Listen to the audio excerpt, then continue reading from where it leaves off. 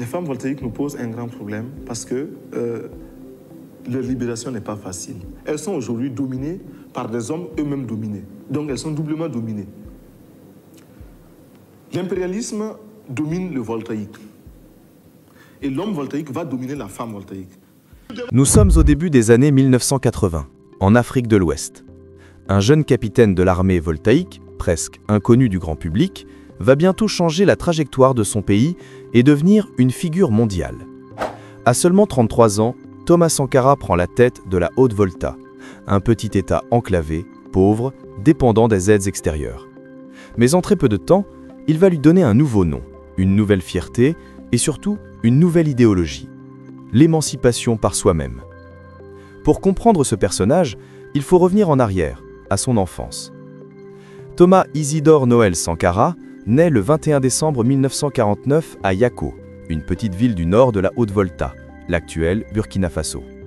Il est issu d'une famille modeste. Son père, gendarme, est un homme rigoureux.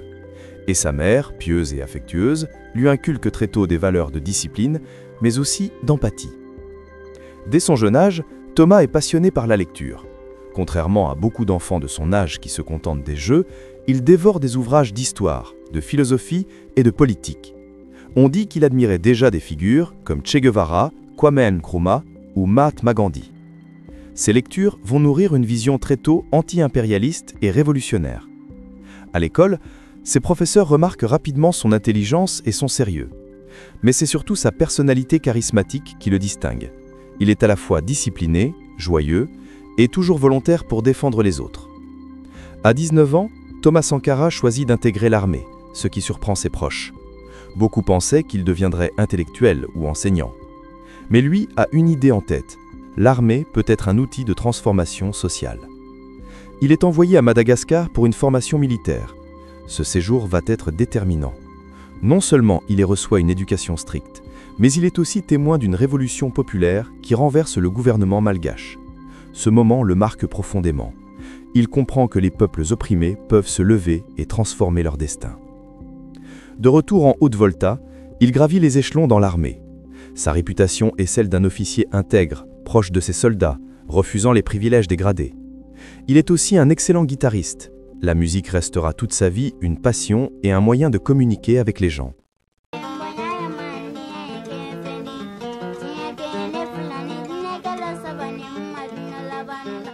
Dans les années 1980, la Haute-Volta traverse une grave crise politique. Les coups d'État se succèdent, la corruption gangrène le pays, et les puissances étrangères, notamment la France, exercent une influence forte sur les décisions locales. Sankara, bien qu'encore jeune, commence à s'affirmer comme une voix critique. En 1981, il est nommé secrétaire d'État à l'information. Mais très vite, il démissionne en direct à la télévision déclarant « Malheur à ceux qui bâillonnent le peuple ». Ce geste spectaculaire attire l'attention du peuple, surtout des jeunes et des ouvriers. En 1983, la situation devient explosive. Plusieurs factions de l'armée s'affrontent. Finalement, le 4 août 1983, un coup d'État militaire porte Thomas Sankara au pouvoir. Il a seulement 33 ans. Dès son arrivée au pouvoir, Sankara veut marquer une rupture. La Haute-Volta devient le Burkina Faso, ce qui signifie en moré et djoula le pays des hommes intègres, un nom porteur de dignité et de fierté. Il lance une série de réformes radicales. Lutte contre la corruption. Les salaires des ministres sont réduits, les véhicules de luxe remplacés par de modestes Renault 5. Lui-même circule en vélo ou en voiture simple, vit sobrement, refuse les palais. Révolution agraire. Redistribution des terres aux paysans, construction de barrages et encouragement de l'autosuffisance alimentaire. Émancipation des femmes. Sankara interdit les mariages forcés, lutte contre l'excision et promeut la scolarisation des filles. Santé publique. Vaccination massive de millions d'enfants contre la rougeole, la méningite et la fièvre jaune. En quelques années, les taux de mortalité infantile chutent de manière spectaculaire. Éducation. Construction d'écoles, alphabétisation de masse. Son discours est clair. L'esclave qui n'est pas capable d'assumer sa révolte ne mérite pas que l'on s'apitoie sur son sort. Il sera seul responsable de son malheur si, se libérant de l'exploitation, il retombe dans la servitude. Sankara n'est pas seulement un président réformateur, c'est un révolutionnaire idéologique. Il refuse catégoriquement la dépendance vis-à-vis des aides internationales. Pour lui, l'aide extérieure est une nouvelle forme de colonisation. À l'ONU, il prononce des discours enflammés contre l'impérialisme, le néocolonialisme et la dette africaine. Il appelle les peuples du continent à s'unir pour rejeter l'asservissement économique. Mais cette radicalité inquiète beaucoup de monde. Les élites locales, qui voient leurs privilèges menacés, les grandes puissances, qui craignent que ces idées ne se répandent pas. Même certains de ses alliés africains, qui considèrent ces positions trop extrêmes. La dette ne peut pas être remboursée parce que, d'abord, si nous ne payons pas, nos bailleurs de fonds ne mourront pas. Soyons-en sûrs. Par contre, si nous payons, c'est nous qui allons mourir. Si le peuple admire Sankara, certains commencent à critiquer son autoritarisme. Pour imposer ses réformes, il s'appuie sur les CDR, Comités de défense de la Révolution, qui parfois dérivent et commettent des abus. De plus, ces réformes économiques bousculent les habitudes. Les commerçants, les chefs traditionnels et certains militaires commencent à se retourner contre lui. Dans l'ombre, un homme prend de plus en plus d'importance. Blaise Compaoré, son ami proche et compagnon d'armes. Ensemble, ils emportaient la révolution au pouvoir. Mais bientôt, leurs chemins vont diverger. Voilà comment, en l'espace de quelques années, un jeune capitaine est devenu le symbole de toute une génération, transformant son pays et portant haut la voix de l'Afrique libre. Mais derrière cette ascension fulgurante se cachent déjà les germes de sa chute. Abonnez-vous, ça ne vous coûte rien, et activez la cloche pour ne pas manquer la suite. En 1985, 2 ans après la prise de pouvoir de Sankara, le Burkina Faso a profondément changé. Le pays est plus autonome, la fierté nationale est immense, et Sankara est adulé dans toute l'Afrique. Mais, à l'intérieur, tout n'est pas aussi simple. Les réformes rapides et brutales suscitent du contentement. Les commerçants critiquent la politique économique. Certains paysans trouvent les réformes trop dures. Les chefs traditionnels, privés de leurs privilèges, murmurent dans l'ombre. Et surtout, à l'international, Sankara dérange. Ses discours contre la dette africaine, ses critiques ouvertes contre la France et les États-Unis lui valent des inimitiés puissantes. Pendant ce temps, son ami le plus proche, Blaise Compaoré, se rapproche de plus en plus des puissances étrangères.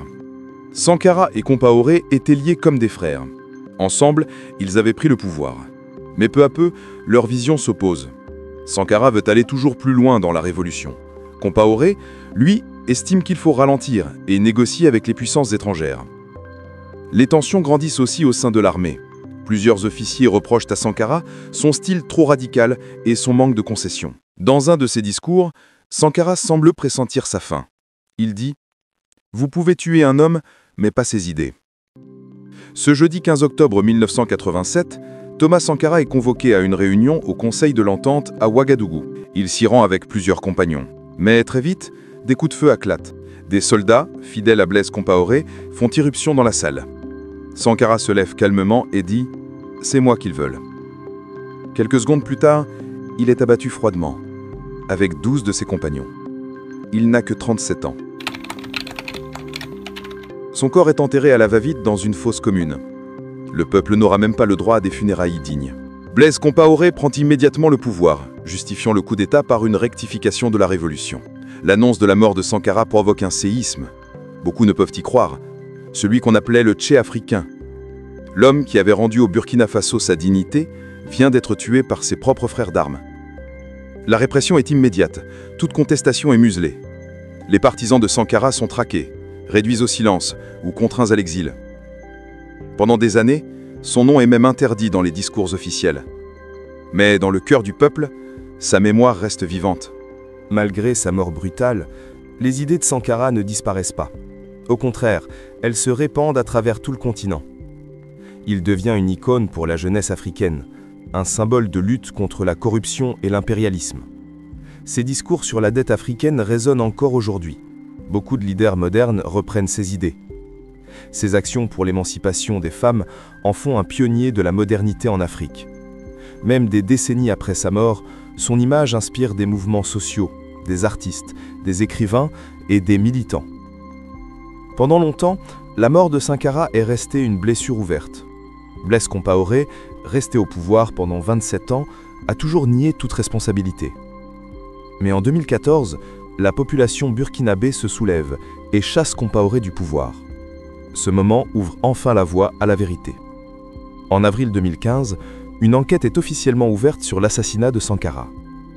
Après de longues années de procédures, un procès historique s'ouvre en 2021 à Ouagadougou. En avril 2022, le verdict tombe. Blaise Compaoré, jugé par contumace, est condamné à la prison à perpétuité. Plusieurs de ses complices militaires sont également condamnés. C'est une victoire symbolique pour la mémoire de Sankara et pour le peuple burkinabé. Aujourd'hui encore, Thomas Sankara est considéré comme un héros africain, au même titre que Mandela, Lumumba ou Nkrumah. Sa fameuse phrase reste gravée « La patrie ou la mort, nous vaincrons ». En 4 ans, il a incarné une idée, celle d'une Afrique digne, debout, indépendante. On a voulu l'effacer, mais son nom continue de résonner comme une promesse d'avenir. Abonnez-vous, ça ne vous coûte rien, et ensemble, continuons à raconter les histoires qui ne doivent jamais être oubliées. Nous pouvons dépasser même notre production, malheureusement. Par manque d'organisation, nous sommes encore obligés de tendre la main pour demander des aides alimentaires. Ces aides alimentaires qui nous bloquent, qui nous inspirent, qui installent dans nos esprits cette habitude, ces réflexes de mendiants, d'assister. Nous devons mettre de côté ces aides par notre grande production. Nous devons donner à chaque femme un emploi. Nous devons donner à chaque femme le moyen de gagner honnêtement et dignement sa vie.